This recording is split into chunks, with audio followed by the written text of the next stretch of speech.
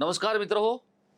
सध्या संपूर्ण देश धगधगतोय आणि त्यातही दिल्ली एका ज्वालामुखीवर असल्यासारखी आपल्याला जाणवायला लागली आहे. पण आत्ता दिल्ली ज्या उद्रेकाच्या ज्वालामुखीवर आहे, त्या ज्वालामुखीच्या वाटेवर आता महाराष्ट्रातल्या मराठमोळ्या नेत्यांनी सुद्धा आगेकूच करायला सुरुवात केलेली आहे. आता ही आगेकूच या तरुणांसाठी आहे. नीट परीक्षेच्या विरोधात किंवा नीट परीक्षा ज्या पद्धतीनं पेपर लीक झाले त्याच्या विरोधात आहे, की आपापल्या राजकीय रोट्या शेकायला आहे, हे बघणं खूपच महत्त्वाचं आहे. आणि त्याचबरोबरीने काँग्रेसचे नेते राहुल गांधी, जे गेले काही काळ या संपूर्ण आंदोलनापासून दूर राहिले होते, अचानक मल्लिकार्जुन खरगेंच्या वाढदिवसाच्या निमित्तानं एकत्र आल्यानंतर राहुल गांधींना जे काही शहाणपण सुचलं, त्यातून राहुल गांधींनी एक वेगळं आंदोलन सुरू केलं.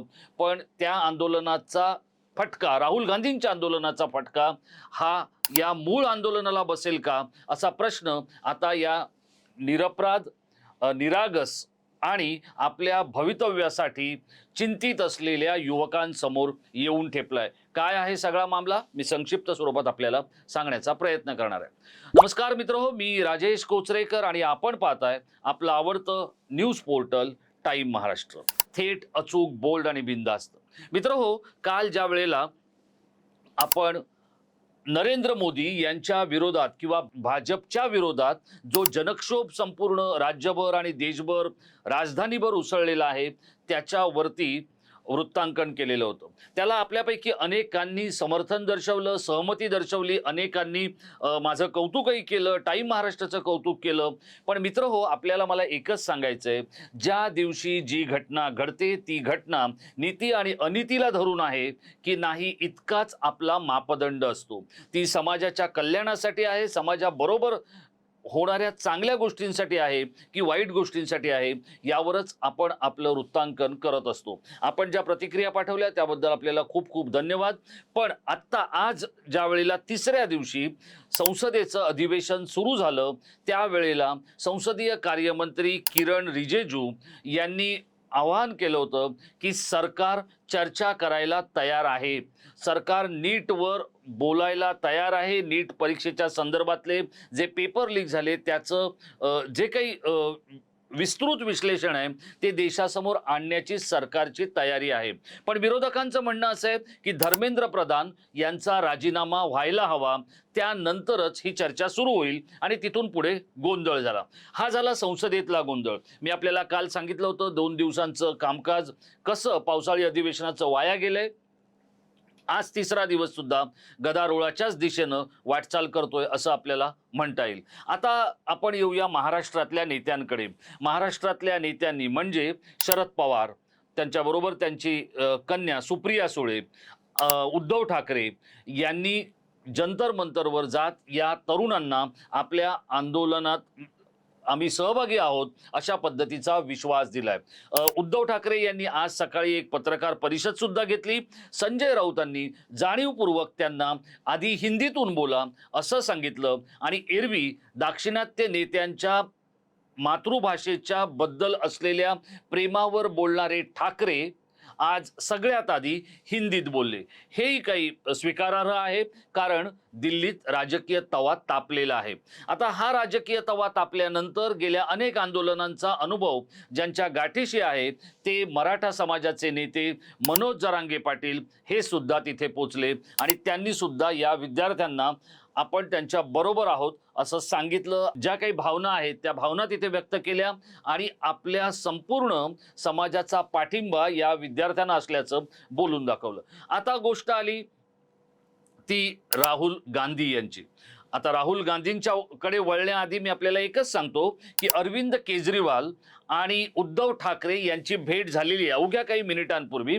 आणि त्या भेटीमध्ये राहुल गांधी यांच्या आंदोलनाला थोडंसं दूर ठेवत आपण काय करायचंय याच्यावरची चर्चा झाल्याचं शिवसेनेच्या सूत्रांचं म्हणणं आहे. केजरीवाल आणि ठाकरे हे दोघंही एकत्र येऊन या आंदोलनाला कसं पुढे घेऊन जायचं याचा विचार करतायत.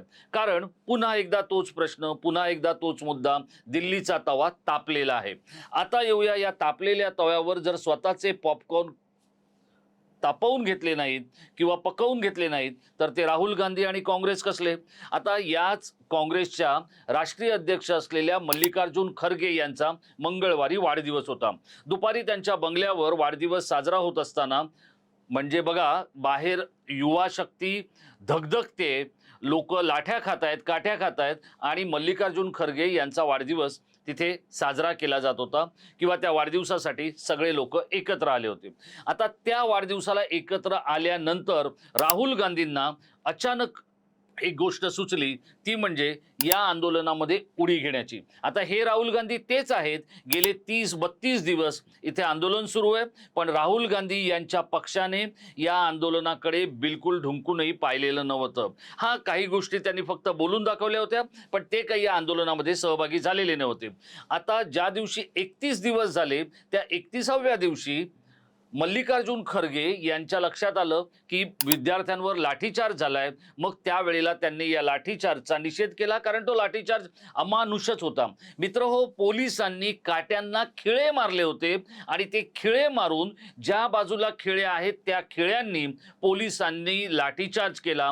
हे अत्यंत अमानुष आहे आणि हे इतकं अमानुष आहे की याची किंमत भाजपला, मोदी आणि शहा यांच्या अहंकाराला मोजावी लागेल, इतकं मात्र खरं. आता राहुल गांधी यांनी या मल्लिकार्जुन खरगेंच्या बंगल्यावर जे आंदोलन ठरवलं, ते आंदोलन कुठे करायचं ठरवलं? तर ते आंदोलन करायचं ठरवलं पंतप्रधानांच्या निवासस्थानाच्या बाहेर. आता पंतप्रधान हे देशाचे एक असे नेते आहेत की जे सर्वोच्च आहेत, ते अहंकारी आहेत, ते कोणाला जुमानत नाही, ते एकाधिकारशाही करतात, ते हिटलरशाहीचा पुरस्कार करतात. हे काही जरी असेल तरी ते या 140 कोटी देशाचे पंतप्रधान आहेत. त्यांच्या निवासस्थानाबाहेर अत्यंत कडेकोट बंदोबस्त असतो. सुरक्षा रक्षक असतात, पोलीस असतात, अनेक सुरक्षा एजन्सीचे अधिकारी असतात आणि मग अशा ठिकाणी हे जे आंदोलन केलं गेलं, या आंदोलनावर साहजिकच पोलिसांनी आणि सुरक्षा रक्षकांनी जोरदार आक्षेप घेत राहुल गांधी आणि त्यांच्याबरोबरच्या लोकांवर कारवाई करायला सुरुवात केली.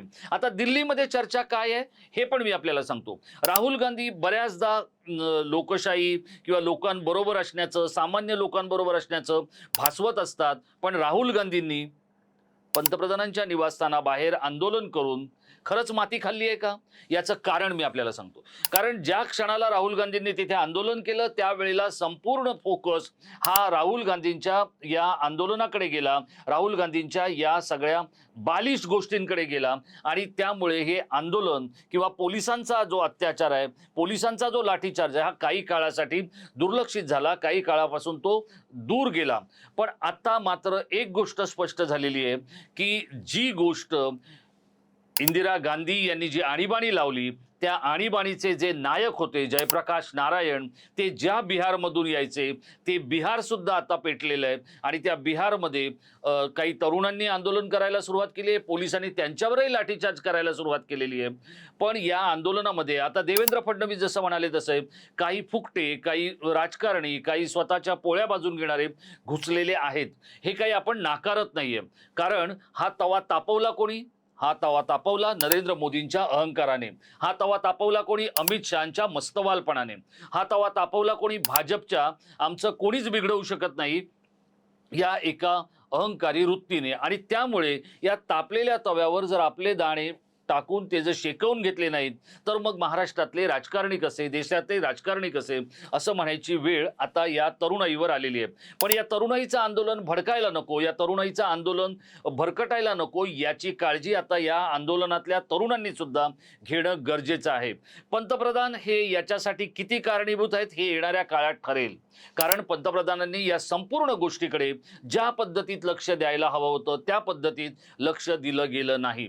मन की बात बोलणारे नरेंद्र मोदी हे जन की बात ऐकायला तयार झाले नाहीत, हे त्यांचं सगळ्यात मोठं अपयश आहे. आणि त्यामुळे उद्धव ठाकरेंसारखे जे नेते आहेत, बहुतांश वेळा जे घरातून रिमोट कंट्रोलवर आपलं राजकारण आणि पक्षकारण करत असतात, त्यांना दिल्लीच्या दरबारापर्यंत आणण्याची जी काही उर्मी आहे किंवा ऊर्जा आहे ती आधी न्यायमूर्ती सूर्यकांतांनी दिली आणि त्यानंतर त्यावर खतपाणी घालत नरेंद्र मोदी आणि अमित शहा यांनी दिली.